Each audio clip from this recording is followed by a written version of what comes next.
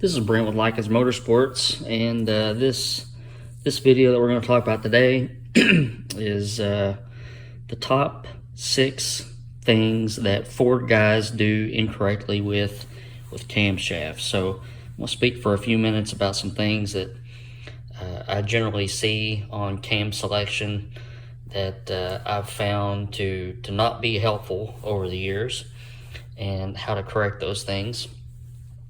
So a lot of this will be shown in slide format on this video instead of me showing random things in the shop.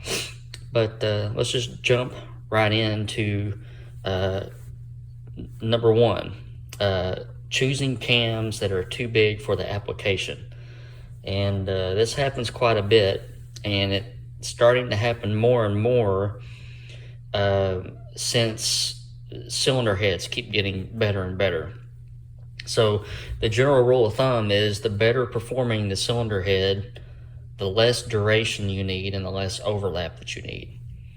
So, modern cylinder heads, AFR, trick flow, Brodix, that sort of thing, they're going to need less duration to get to a specific peak horsepower RPM,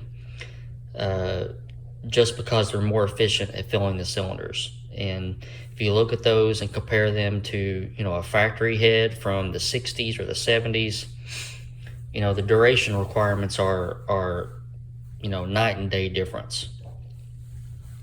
The second thing that I see guys do incorrectly is, and we're just speaking about Ford engines here, is they don't use enough duration split from intake to exhaust. And some engine families struggle more with this than the others. Some cylinder heads struggle more with this than others. You need to base the duration split on how well the intake exhaust flow ratio is. So very rarely, well, I can't really think of, and I've learned a lot of new things over the past, 8 or 10 years, but very rarely would I ever see a situation where a single pattern camshaft would need to be used. In most instances with Ford FEs, we are generally running anywhere from 8 to 12 to 14 degrees duration split, just because a lot of the factory exhaust ports and even some of the aftermarket exhaust ports are not that good. I did a back-to-back dyno test on a 445 FE with trick flow heads, hydraulic roller camshafts. The compression ratio was 10.3 to 1. Performer RPM, intake, same exact carburetors, a quick fuel 780, and going from a 4-degree split to an 8-degree split added 15 horsepower. So there's certain things that we do there when we increase the duration split to keep the overlap the same. But the point of the matter is, most Ford cylinder heads will generally want something more than the universal 6-degree split that you see on most of your off-the-shelf camshafts. Like I said, very rarely do you see a cylinder head that doesn't need a lot of split, and that's for the FE Ford. That would be something like a maybe a ported BBM head or a Pro Port Edelbrock head, something where the exhaust side flows really, really well. Your AFR heads generally want a decent amount of split. Trick flow depends on what the cylinder head is, but I've done a lot of dyno testing. I've done a lot of back-to-back cam changes, and it's just a matter of trying and writing down the results and trying something else and writing down the results. The third thing that guys typically don't do correctly is that they choose too aggressive of a camshaft lobe. And there's lots of variables in this, and probably I'll be speaking in a lot of generalities, but a good rule of thumb is the heavier the valve train, the less aggressive your lobe needs to be. And that's really true with hydraulic cams. If you have a Ford FE with 3/8 stem valves and they're, 2090 or 2150 or 2190, they are heavy valves.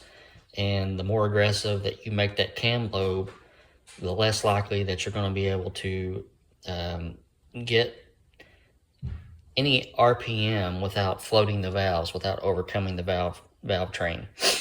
For years, the standard battle cry for FE guys was, I can't figure out how to get this thing to go past 5,500 or 6,000 RPM. And it's all because of the valve train weight and among a few other variables. But once we started trying lighter valves and smaller valve stems and non-adjustable rocker arms and did a lot of things to lighten the valve train, those RPM levels went way up. Same thing for the small block Ford guys. Too aggressive of a cam lobe. A lot of the cam manufacturers offer lobes that are really aggressive, and they're noisy, and it just takes a lot to control them. So, I would take a note on each individual situation and make a determination on how aggressive you can get away with on the camshaft lobe. Fourth thing that I see guys do incorrectly, and this one is really just a pet peeve of mine, is running solid lifters on hydraulic cams. And so let me first make the statement that there are hybrid lobes, and Comp Cams has a wide variety of hybrid lobes. And when I say hybrid, I mean that they are designed to take both hydraulic and solid lifters, and you just change the operating parameters in order to do that. You cannot do that with any hydraulic roller lobe or any hydraulic flat tappet lobe. It just doesn't work that way. So if you're finding yourself resorting to having to put a solid lifter on a hydraulic cam, you have the wrong cam or you have the wrong valve train. As I just mentioned, too aggressive cam lobes can cause a lot of these issues. And when you have heavy valve train and an aggressive cam lobe, and you're saying, well, why won't this engine rev? Why is it giving up so early? I'm just going to put a solid lifter on it and, that'll take care of it. Well, it may, but the point is you didn't have the right camshaft in there to begin with, or you didn't have the right valve train parts to begin with. When you run a solid lifter on a hydraulic cam, it can cause issues. Not only do you have to run extra valve spring pressure because you're introducing lash into the system, but you have to run extra valve spring pressure because instead of there being a lash ramp on the cam lobe, you're putting a solid lifter on a hydraulic lobe that does not have a lash ramp. So by the time that lash, whatever lash that you're having to run with that hydraulic cam and solid lifter combination, by the time the lash is taken up, that lobe is accelerating so hard that you have trouble keeping the valve train happy. So lots of your cam manufacturers will not condone this. And I do custom cams. There are other guys that do custom cams, and I've seen them say the exact same thing. It's just not a good idea to do that. And like I said, there are lobes designed to do that sort of thing, but they are designed with the intent of being able to run a hydraulic lifter or a solid lifter. The fifth thing that I see guys do incorrectly is they choose too much overlap for their combination. And I kind of got into this a little bit with a previous point, but overlap is a result of your advertised durations and your lobe separation angle. And if you have too much overlap for what your application requires, you will be pushing horsepower out the exhaust port. With the onset of modern cylinder heads that are very efficient, we don't run the same amount of overlap on aftermarket heads that we do on factory heads. And the general rule of thumb is that if your head performs better, the less overlap that it needs. If your head performs worse, then the more overlap that it needs. And I've done my own testing in this. And one of the engines that I did test this with is the 352 project that I had, old junky junk. I threw a couple of different cams in it. That engine with the factory C6 AER heads wanted a cam with a lot of overlap. And when I kept all the other variables the same, but pulled the overlap out, it lost horsepower.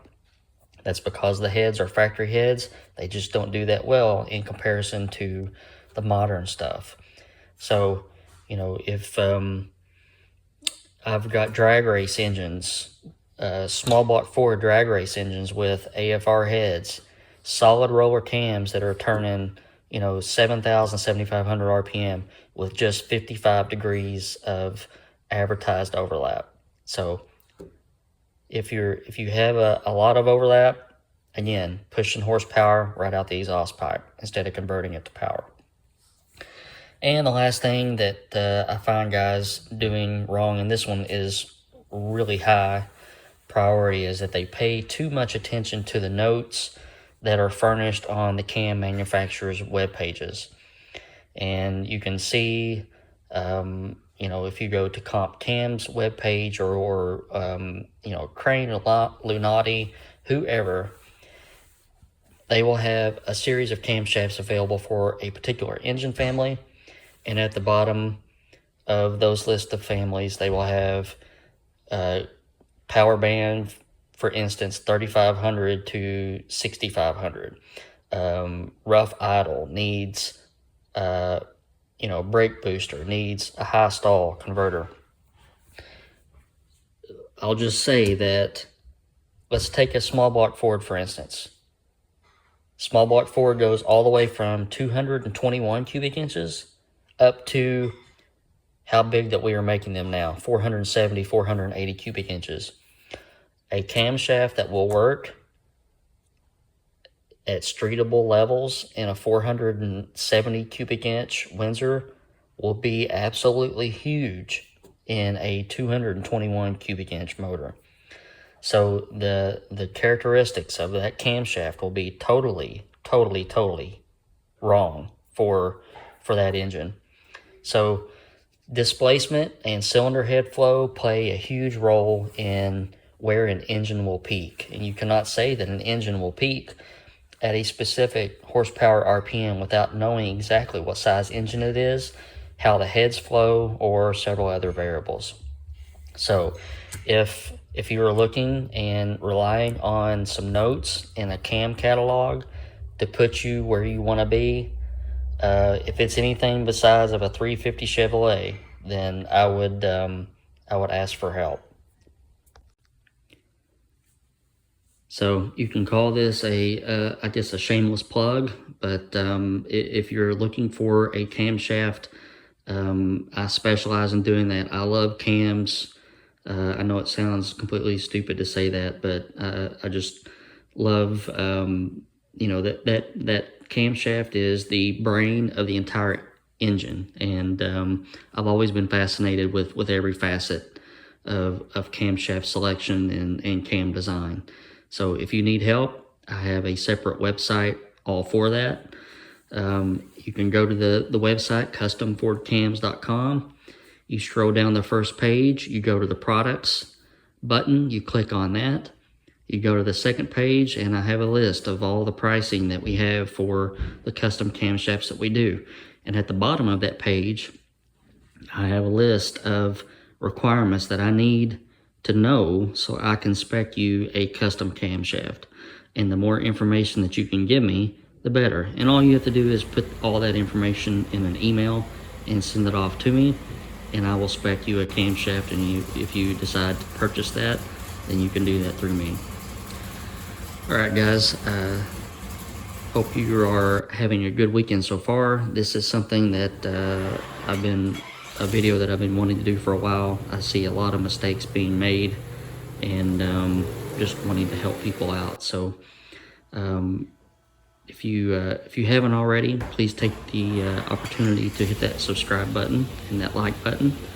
And as I've mentioned in previous videos, we have a lot of cool stuff coming through the shop because this is an all Ford shop. So if you are a Ford guy, you don't want to miss out on all the engines coming through. Hope you're having a good day.